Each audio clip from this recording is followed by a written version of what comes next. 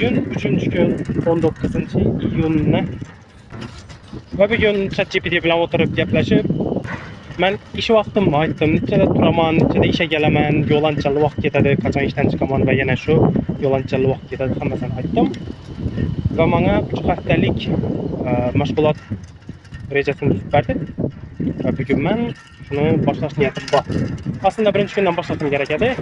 Lekin ben bu narsani bugün başlağanım üçün aynen bugündən məşğulatla başladım. Çünkü məni əvvəldən arzuyum bolğan marafona qatnaşış, lekin buna qatnaşış üçün heç qanday hərəkət etməyən mən. Nazım məktəbi plaşatkasına yürümeye geldim, ben qapqarangı. Mən bilmən neçə krok etdim. Lekin 1 kilometrdən sel köprək yürüdüm ve bu məndə səlkəm 8 minut vaxt aldı. Ve karanğı plaşatkada yürüsəm bana yakmadı. Mən isə video alış imkaniyatı bulmağancaydı, nə odur etəsim gəmiydi önçəlik. Şunun gəplə.